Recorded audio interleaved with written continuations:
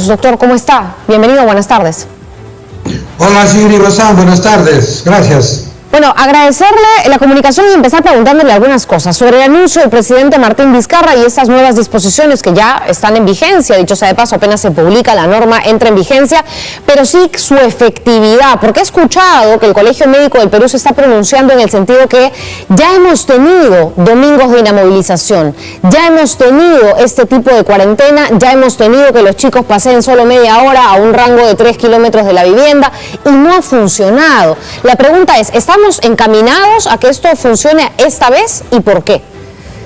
Ya, claro, lo que pasa es que estamos regresando desde el punto de vista epidemiológico, estamos como en mayo del año 2020, estamos retrocediendo. La cantidad de casos, la tasa de fallecidos, la tasa de positividad, todas las alarmas nos coloca en el mes de mayo.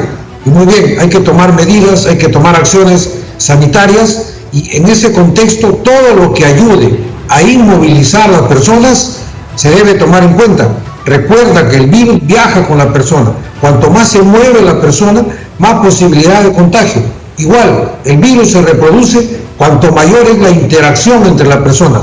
Lo que teníamos en mayo, lo estamos teniendo nuevamente en agosto, a mediados de agosto. De tal manera que todas estas medidas, que si desde el punto de vista estrictamente epidemiológico no tienen un gran impacto en la salud pública, sin embargo, ayudan también en el contexto de alertar, informar, o como ha dicho el presidente, reprimir a la persona para que no se movilicen por las puras o indebidamente, y menos que se aglomeren entre sí. Sí es importante, si bien es cierto, no es el eje central que nosotros estamos reclamando, porque hoy día hemos estado con el presidente, que nos ha visitado en el Colegio Médico, y le hemos pedido una reunión para este lunes en el Palacio de Gobierno para poder explicar todo el programa que tenemos como colegio, que son medidas sólidas, que sí tienen un gran impacto en la salud pública.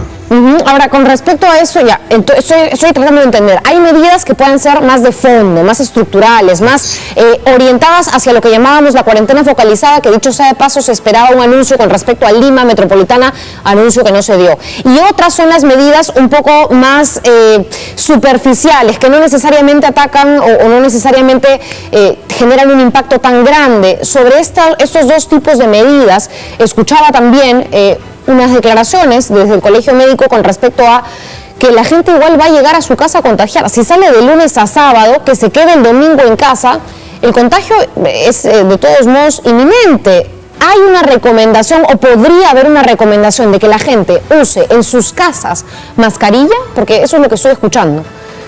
No, sí, exacto. Sí, hay un eje central, que eso es lo que falta. Como decías tú, en la Gran Lima está el corazón del país, el motor de la economía. Es bien complicado de repente que tomen esa decisión, pero Lima necesita cuarentena focalizada por lo menos en 10 a 13 distritos y en 44 lugares en específico. No se hace porque de repente es complicado, acá está el motor de la economía, etc.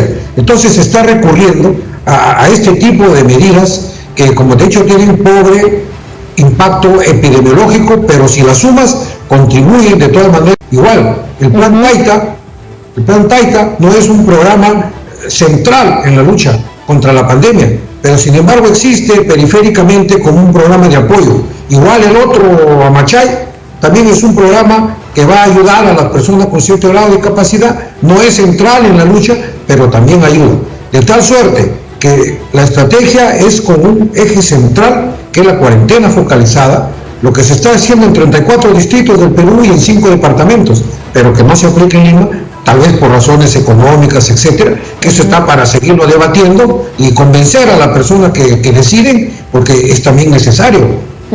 Ahora, con respecto al tema, y regresando al tema en concreto de los domingos, porque yo decía, bueno, de repente alguien va a recomendar por ahí que la gente en sus casas use mascarilla dentro de su propia casa, no lo sé, obviamente tiene que ser recomendación, no puede nadie obligar, ¿no es cierto?, a hacerlo dentro de el espacio, pues, privado, pero sí le preguntaba, porque además no van a ser domingos de inamovilización como antes, ¿no? Va a haber delivery, o sea, sí va a haber cierto movimiento, va a haber delivery de medicamentos, de abarrotes, de alimentos y de productos de primera necesidad. Esto entonces relaja incluso un poco más lo que ya teníamos antes en los primeros meses, ¿no? Sí, exacto, sí, mira, poco a poco, a pesar que ya ha transcurrido un buen tiempo, estamos descubriendo algunas nuevas medidas que son necesarias, porque aún no terminamos de conocer de manera completa al SARS-CoV-2, causante de esta enfermedad. De tal manera que, fíjate, sí es importante también el uso de la mascarilla en la casa. Recuerda que uno viene de la calle y a unos más que otros de repente se descuidan en sus medidas personales para evitar el contagio, y es importante no llevar el virus a la casa. Por lo tanto, es recomendable que en lo que se pueda usar la mascarilla en la casa, aún en la casa, comer en lugares distantes, aún en la casa, cuando está comiendo, te quita la mascarilla, evitar hablar, de tal manera que vamos reduciendo las posibles formas de contagio que aún nos sigue afectando. Nosotros estamos de acuerdo con todo lo que pueda sumar para evitar los contagios, más allá de las discusiones y de las filosofías que existen en torno a las medidas. Nosotros lo tenemos claro. Hay medidas de pobre impacto epidemiológico, pero al final todo suma y todo contribuye a la contención y mitigación de la enfermedad.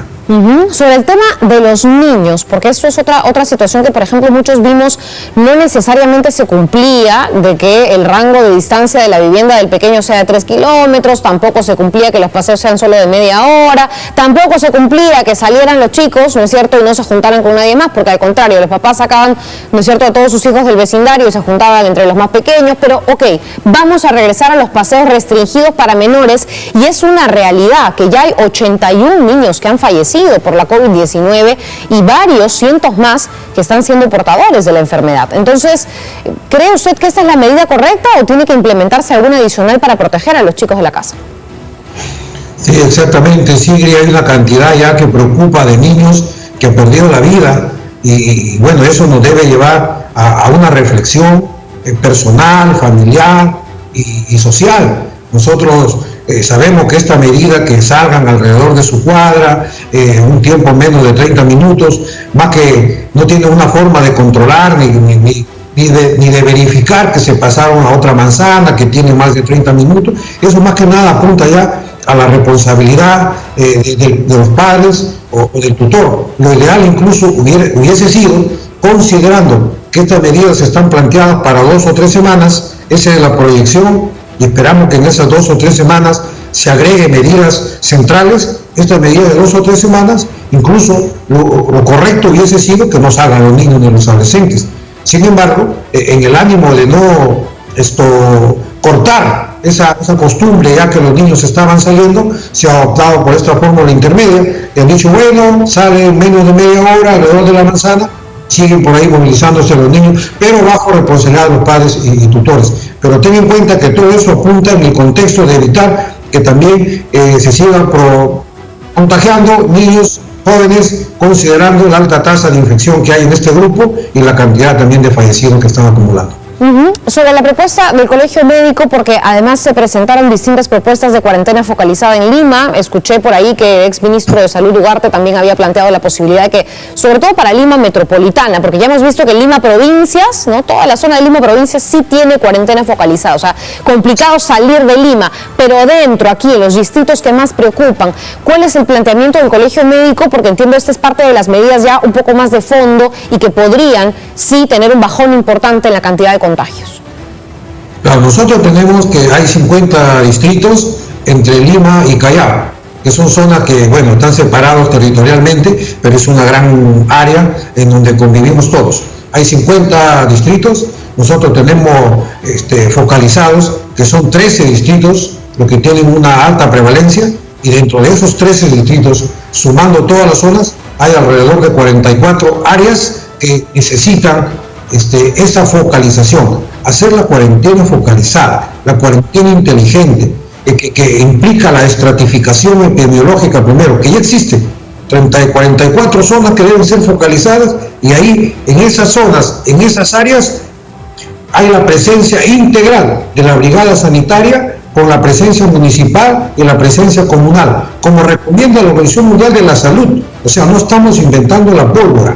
Y luego viene ya casa por casa, diagnóstico precoz, tratamiento, incluyendo el oxígeno, aislamiento, es la piedra angular para cortar la transmisión. El aislamiento del caso positivo fuera del domicilio si no hay posibilidades de que lo hagan ahí, e incluso el aislamiento de la familia, para evitar que también la familia que es contacto y cabe la posibilidad que haya sido contagiada, entonces se quede ahí en esa cuarentena familiar, y luego viene el acompañamiento, que mediante un establecimiento de salud de primer nivel verifica que todo está bien y que ya después de 15 días se le da de alta clínica y epidemiológica. Eso es lo que está recomendando para agosto del 2020 la Organización Mundial de la Salud, pero implica cercar, focalizar en el mismo motor de la economía peruana. Yo creo que si estas cifras siguen yendo para adelante, para arriba, este tipo de propuestas que nosotros lo estamos defendiendo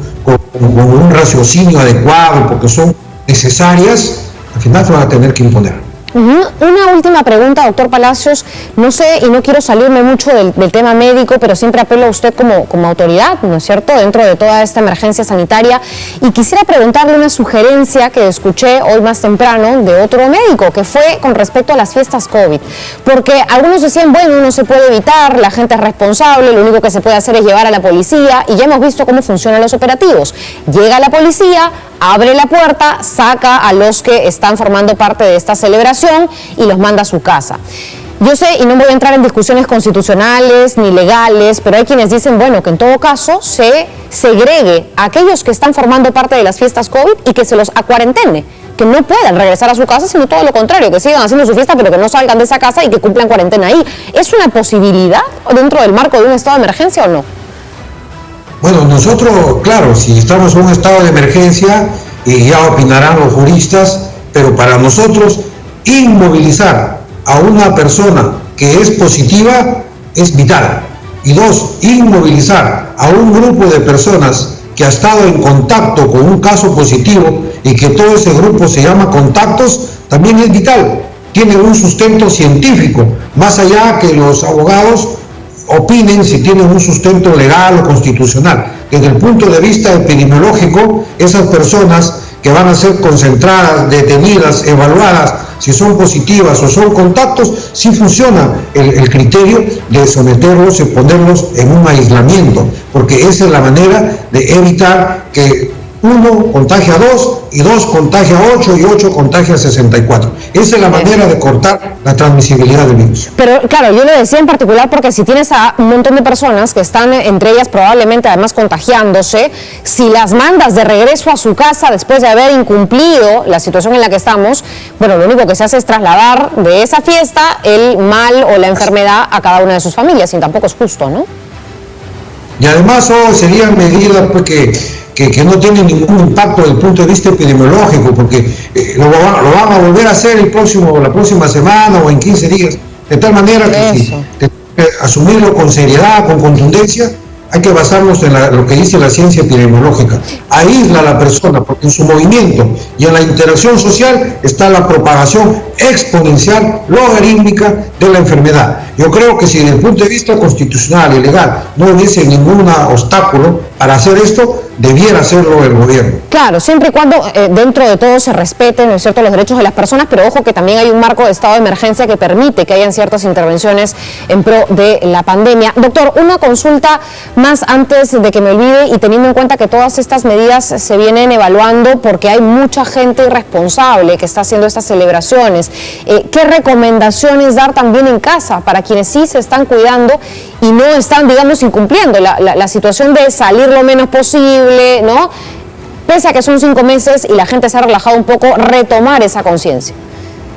Sí, exacto. Han pasado 5 meses, pero apenas vamos por la mitad de la lucha contra la pandemia. Claro. Esto no ha terminado, y nosotros se lo decimos a la población realmente de todo corazón, porque estamos ya hasta este momento, ha fallecido el médico número 125, wow. Y estamos muriendo un médico por día. Desde el 8 de abril que murió el primer médico a la fecha, han pasado 125 días y tenemos 125 fallecidos. Un médico muere cada día. Hay que evitar salir de manera innecesaria. Si bien es cierto, 5 meses parece una eternidad que hemos estado en otra forma de vivir, peor puede ser si no colaboramos y no nos inmovilizamos de manera voluntaria, si no nos autocuidamos de manera responsable. Esa es una de las estrategias también que descansa en cada uno de los ciudadanos, y de la familia, del barrio, debe ser motivo de conversación, de persuasión en la misma familia para aquellos que no logran entender que esto es necesario para que se cuiden ellos, su familia, y para que cuiden también al personal de salud, al personal policial y serenazgo, que también luchan en las calles contra estos tipos de que no se cuidan y están constantemente interactuando y provocando el crecimiento exponencial de la enfermedad. Doctor Palacios, bueno, el mensaje también creo que va a los padres de familia para que cuiden a sus hijos, para que no los expongan de manera innecesaria. Y una pregunta final, porque he escuchado que el Ejecutivo está planteando probar con este sistema. ¿Qué quiere decir probar? Porque ya hemos sabido que hay bastante de ensayo y error en medio de algunas de las medidas que se anuncian, y que si esto funciona, lo de haber regresado a los domingos de confinamiento, ¿no es cierto?, de prohibir a los chicos que salgan a la calle, si funciona podría evaluarse en 10 días. A mí me parece que haber dicho eso es un poco ligero, que 10 días es muy poco para saber el impacto real de una medida. No sé qué opinan ustedes como colegio médico, cuánto tiempo se necesita para evaluar la consecuencia o el impacto de haber regresado a cuarentena los domingos y haber restringido un poco más la movilidad social. ¿Cuánto tiempo? Sí, realmente una semana, 10 días es poco. Recuerda que antes trazábamos las medidas cada 15 días. El mínimo es 15 días para poder evaluar unas medidas un conjunto de medidas de esta naturaleza. Hoy día el presidente de la República nos ha invitado a Palacio de Gobierno la semana siguiente, y nosotros llevaremos también todos los datos que tenemos desde nuestro Observatorio de la Salud Pública en el Colegio Médico para seguir evaluando efectivamente si la efectividad de estas medidas o la necesidad de asumir otras. Y yo quería robarte unos segundos antes que terminemos, Sigrid Bazán, porque hoy día hemos inaugurado nuestro obelisco aquí en el frontis del Colegio Médico, en el Parque Lomosola de Miraflores. Es un obelisco que se convierte en un lugar en donde nosotros brindamos, y como hemos mencionado, queremos venerar ahí el sacrificio de nuestros médicos en general y de los médicos que han perdido la vida en particular en la lucha contra esta pandemia. Que todos los médicos del Perú, que sé que te escuchan, que te ven, sepan que ya existe aquí frente al colegio un obelisco, y que sea un lugar de peregrinaje para venir a recordar y no olvidar nunca a los médicos que han perdido la vida, para que sigan viviendo siempre en la memoria colectiva del Perú y de los médicos. Claro que sí, doctor Palacios, desde ya aquí toda nuestra solidaridad con el gremio médico del Perú. Entendemos que además son fechas muy sensibles, como usted dice, no solo por el tema de los contagios, sino de los médicos fallecidos en medio de la gran lucha y la gran labor que realizan.